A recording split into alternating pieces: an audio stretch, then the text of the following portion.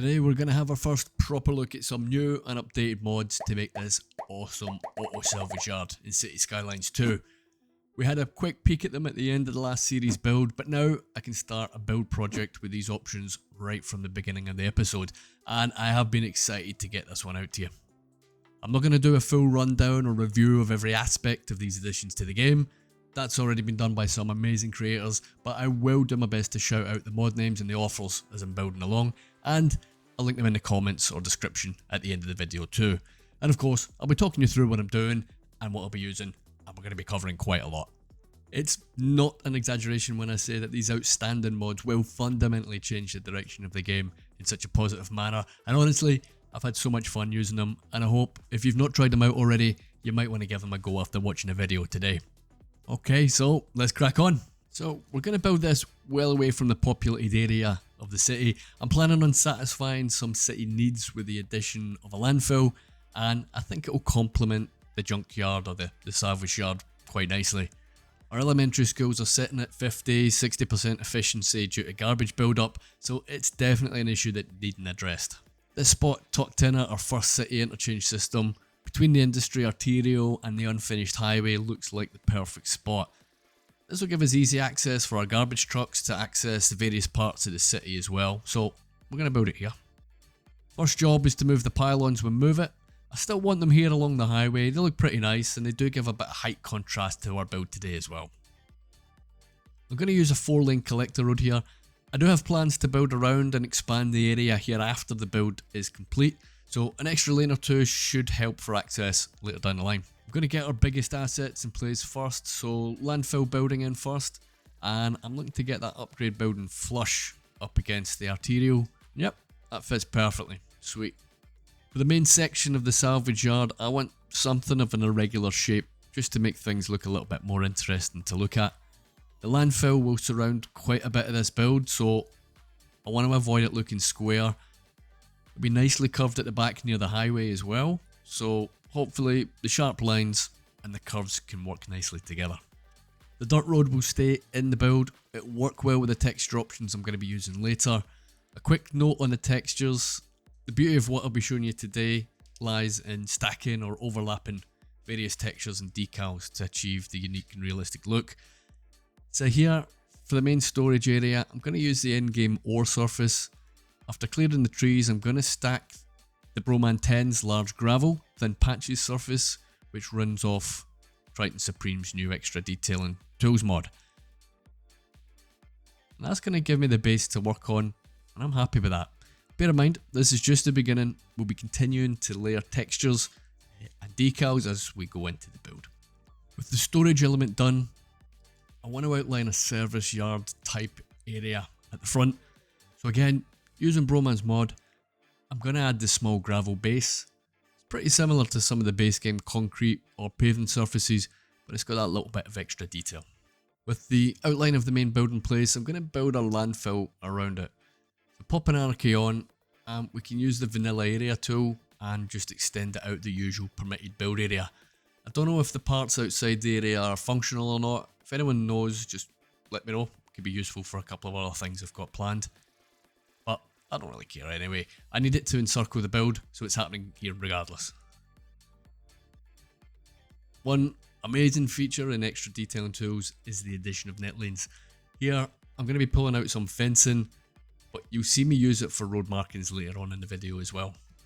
And if you've seen me starting to lose my mind doing fences in the hotel build a few weeks ago, you'll know that this is a big one for me.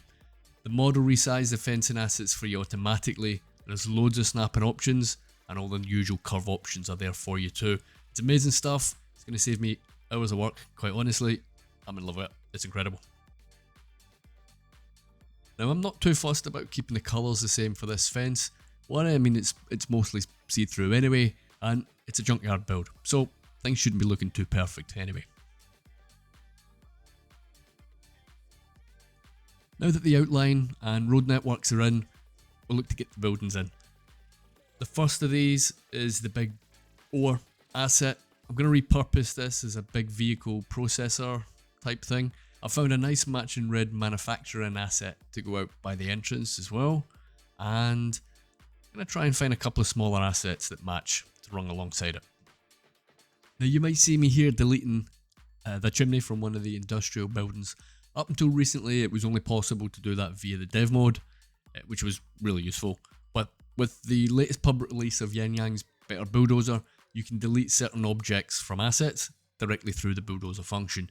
You just need to select the correct tool and you can delete props, surfaces, fences, networks, so whatever it'll let you pick basically. Amazing stuff. And that's it for the small section of the entrance yard. I'm going to jump into TDW's Find It, and with the line tool set at wall mode and a 4 meter spacing variation, I'll be able to get rows and rows of cars that don't look too uniform as they're placed down. So we've got rows as you would find in a real auto breakers, but the random spacing gives a little bit of hint of realism and randomness. So I'm happy with how that looks now. Let's crack on with the other building assets. And we're back to the ore assets again, and I'm going to use the ore storage to manually place down a few storage sheds, and we'll assemble in a nice little distinct area.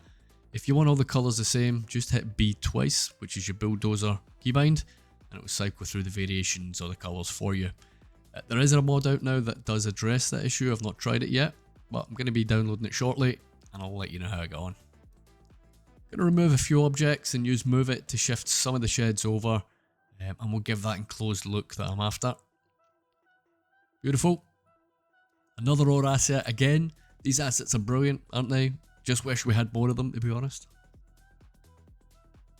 I'm going to crack on with some of the larger prop work now. So back onto the detailing mod, and if I remember right, the road decals are from Tygon Olodring's decal pack. I want to create a large lot for parking trailers, so let's get that in with the line tool, and I'll fire down some trailers with it via Find It. I think some storage containers in this corner would be appropriate. I don't want too much, but it does give it a nice splash of colour.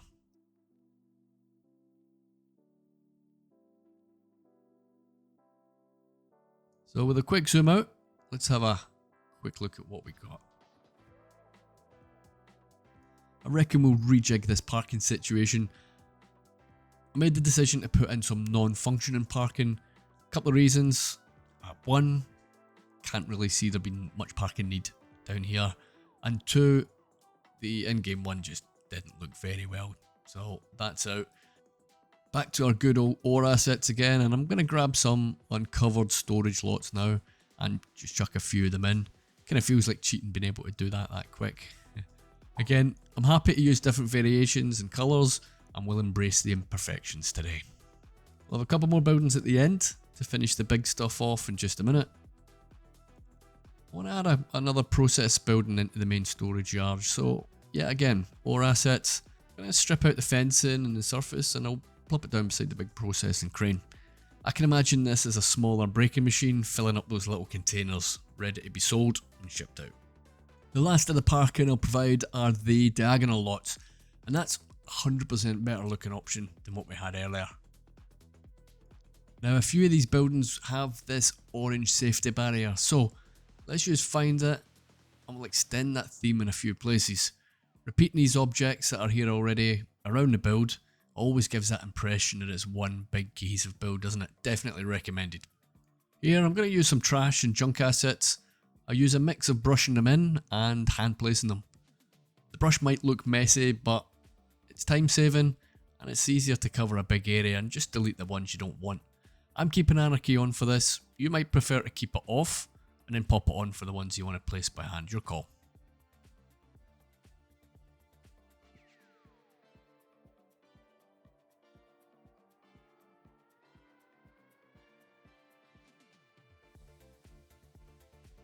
I'll tidy up a bit of fencing, stick a couple of decals down.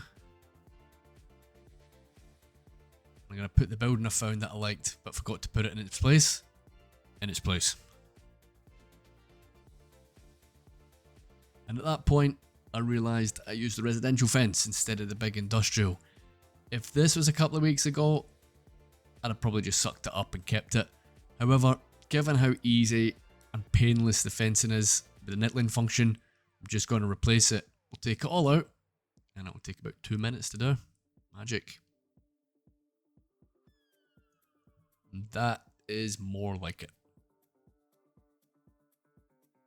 For the last of the big props, I'm going to line up a few of these tanks as additional storage containers. And again, making all the colours the same. Actually kind of looks like it belongs to that big building, doesn't it? Cool, let's fill up a couple of gaps with some big oaks. There's no access here, so it doesn't make much sense adding props in those corners. And obviously with the amount of rusting on the cars, looks like this facility might have been here a while, so I think the big oaks are a good shout. In this corner, I'm going to create a more detailed car area using the transform tool within the extra detailing tool.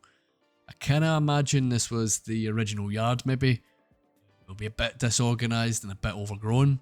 I can see the owners maybe end up getting the land cheap as the landfill was approved for planning permission. So these guys bought the adjacent land and expanded rapidly their business with the bargain that they took advantage of. Now this transform tool is really something. You just select the prop you want to transform and you'll be able to move it in any direction, up, down, left and right. The rotation function shown in the lower part of the UI there will allow you to rotate it along any axis as well. What this means is that you can stack props, rest them up against anything really. You can flip them over, you can have them upside down.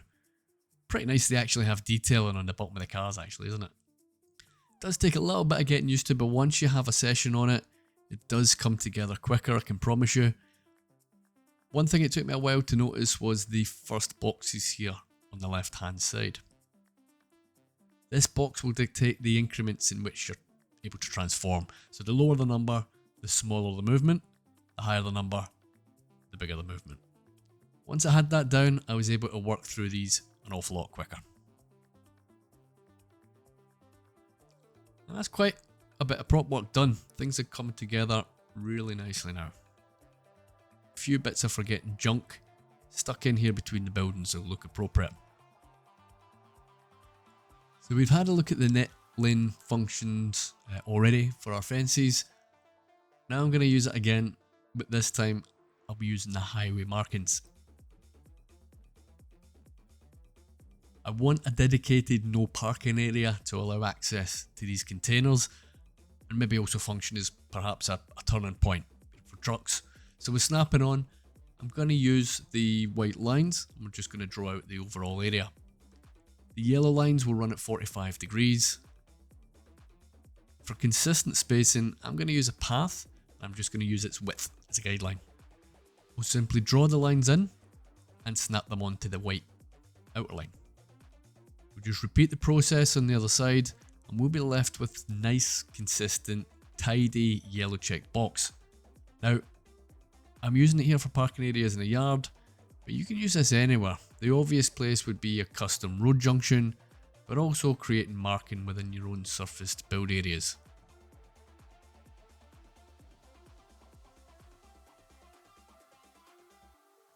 So here I'm going to knock up a few more markings to direct our imaginary traffic, and I'm going to apply the alley drive asset to give that warm tarmac look.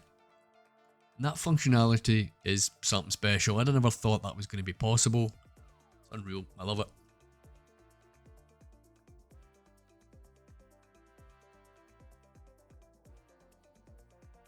Now we're going to get on to what binds the whole build together and gives it a heavy dose of realism, and that's the decals.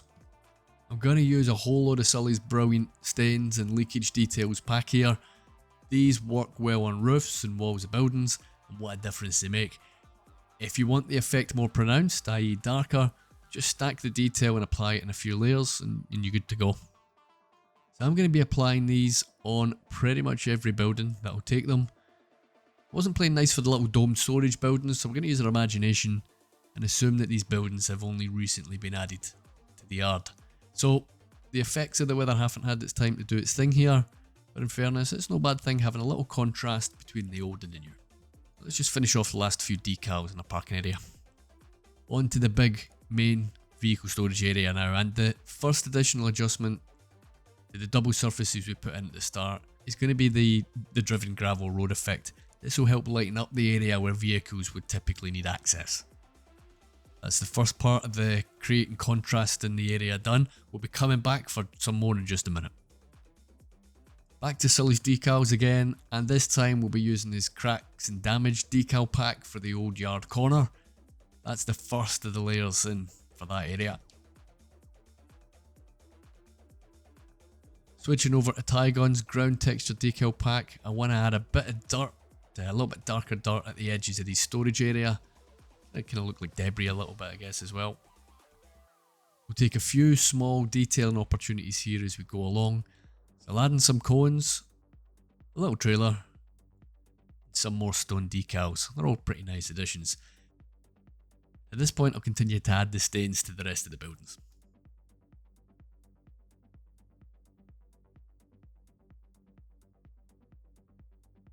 With that in place, I want to dirty up the build a bit more with some of Sully's decals. So I'll kind of use several layers of this decal on what I would expect to be the really dirty areas. So where the cars are pretty much, and I'll go a bit lighter on where it's going to be a bit less industrial.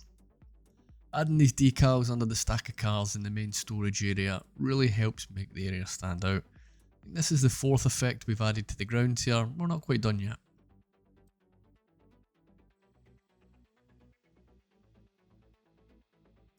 I'm going to apply a lot here under the big equipment.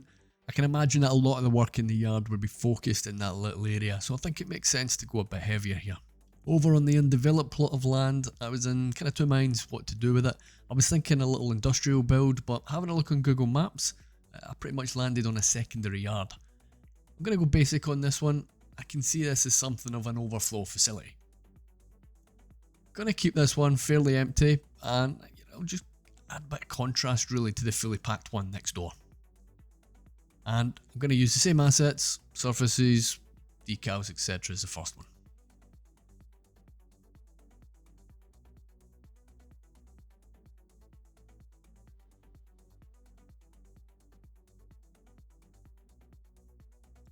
We're back on Sully's dirt decals again, and I'm going to apply it on the dirt road within and outside the facility. I've used the line tool for the first run, and then go back over and we'll apply a bit more by hand and we'll mix up the density of the markings. Adding some of the bigger ones on the pristine concrete areas I think is a welcome addition, and we'll sort out some of the roofs we didn't get round to earlier.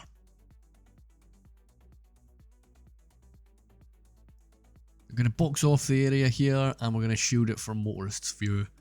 They won't want to see this eyesore, will they? Added a few little trees to the original small yard, and I'm going to add a few more. With the majority of the surfaces in, even at a distance, you can see what an incredible difference it's made to the build. It's just nuts compared to what you could have done previously, isn't it? You can't be using these tools without getting some graffiti in. It's mandatory, they must be used. I'm going to use a mix of Sully's and Trist's Melbourne Laneway Murals pack. I really like the effect on what I'm assuming is a covered conveyor belt attachment here at the back of the buildings. And again, you can layer these up and create something sort of unique. I don't want to go overboard with them, so I'm just going to stick to this little area. That's looking pretty cool. Taking a bit of time off camera to dirty up a few more areas. Now I'm back to the original yard. I've downloaded more of Sully's decals as they became available during recording. This riverbed decal is perfect for giving us a rust effect under the cars. It's quite a strong effect, so I want to go light on this one, but I reckon that looks perfect under the rusting cars.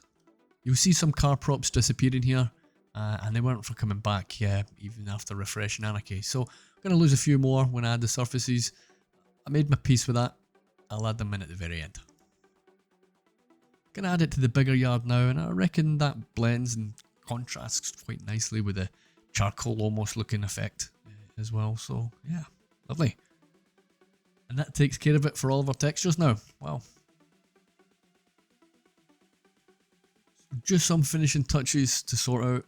I want to add a bit more overgrown looking vegetation down here. I'll need to replace the junk car props that vanished. The good news is that I was getting much quicker at getting them in place this time around, so it wasn't too painful. And the last job is to add a bit more leafy trees around the outside perimeter to soften up those edges. As always, a big shout out to my Patreon and YouTube members. I really do appreciate the support. But of course, a free and easy way to support the channel is just watching the videos. Or at least, all the way through, or at least as much as you can. That's number one. Any likes, comments, follows obviously help an awful lot too. But you guys choosing to use your precious time, to watch my content is really why I make these. So, I appreciate every single one of you. Thank you. At this point, I'd usually do a quick review, but I probably did more explaining in this video than I would do usually, as there was a lot to cover and a lot of it was new. So, instead, I'm just going to leave you a few cinematic shots to enjoy, and maybe a handful of photos from photo mode.